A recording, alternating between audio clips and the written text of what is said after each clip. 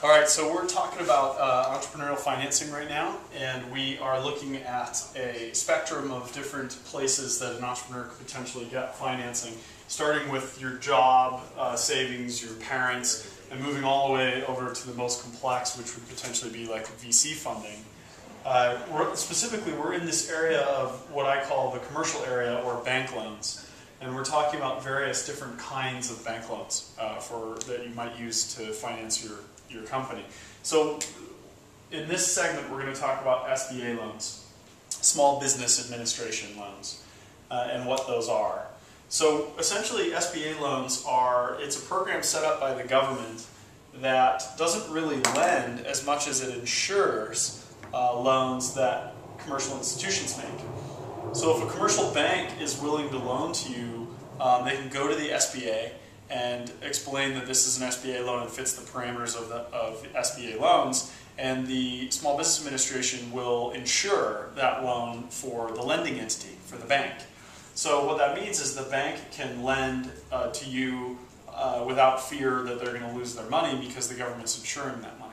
So it's a way to encourage banks to make small business loans that might otherwise not fit their parameters of their commercial loans, which tend to be slightly more onerous and demanding. So how do SBA loans work? Essentially what we talked about here is you go to the bank and the bank goes to the SBA and the Small Business Administration insures the loan. But you're still going to the bank in order to get the money and to go through the process of attaining an SBA loan.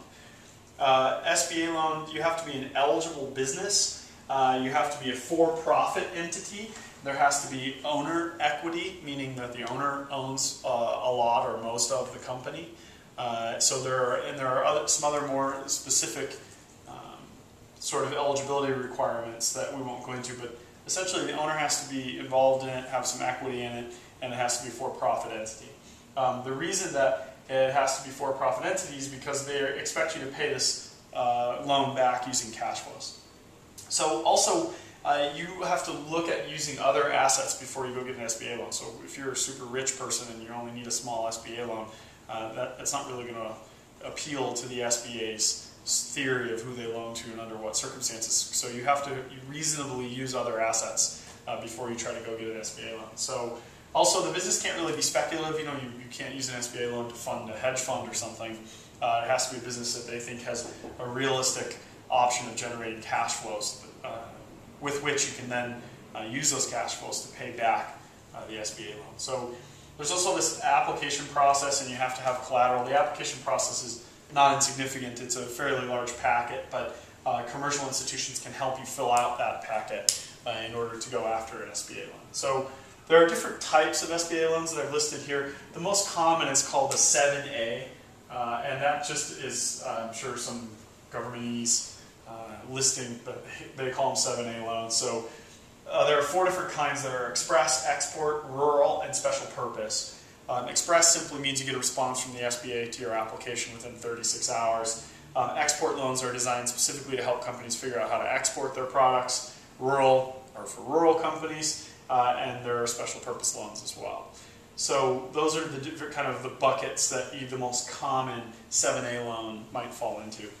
We've also got these other types of loans. There's a CDC 504 loan, which these are not-for-profit organizations that help the SBA make these loans. There are microloans that are under $35,000, and CDCs are often used to do things like finance real estate or fixed assets. And then microloans are under $35,000, and then there are disaster loans as well. So you can read about all this stuff on the SBA website, more specifically.